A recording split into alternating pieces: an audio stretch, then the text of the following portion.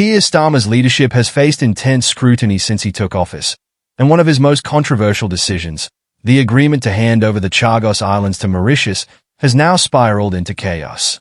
What was intended to be a diplomatic success is rapidly turning into a political nightmare, as new demands, delays, and international pressure pile up, putting Starmer's government in an increasingly vulnerable position.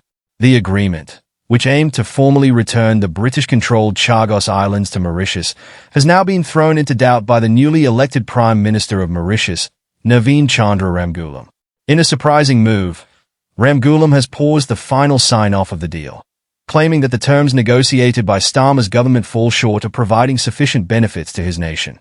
Ramgoolam has announced plans for an independent review of the agreement, stating that Mauritius deserves far greater returns from such a significant territorial deal. While he hasn't rejected the agreement entirely, his counterproposals and delay have complicated the situation for Keir Starmer, who is now racing against time to secure a resolution. This delay couldn't come at a worse moment for Labour. With Donald Trump preparing to return as President of the United States, the dynamics of global diplomacy are set to change dramatically.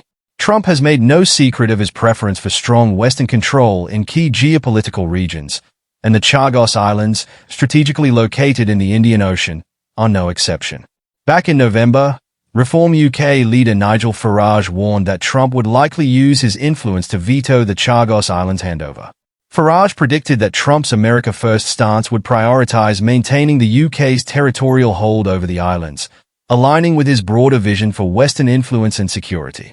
If Trump intervenes, the deal could be scrapped entirely, leaving Starmer's government embarrassed on the global stage.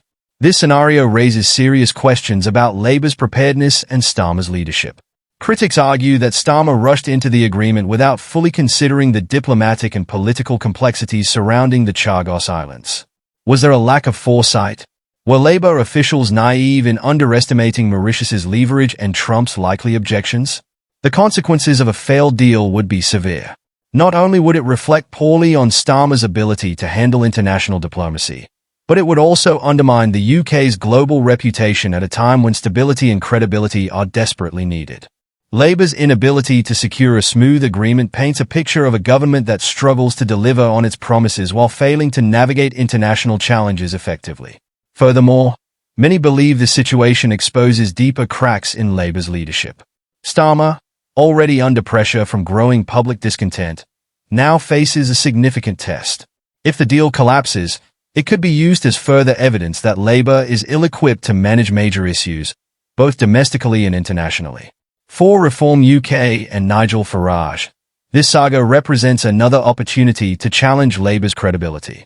Farage's warnings about Trump's involvement appear more accurate by the day, further boosting his argument that Labour lacks the foresight and competence to govern effectively. As the clock ticks, all eyes are on Keir Starmer to see whether he can salvage this deal before Trump takes office. The stakes couldn't be higher, and failure here could deal a devastating blow to Labour's already fragile standing. What do you think of this unfolding crisis?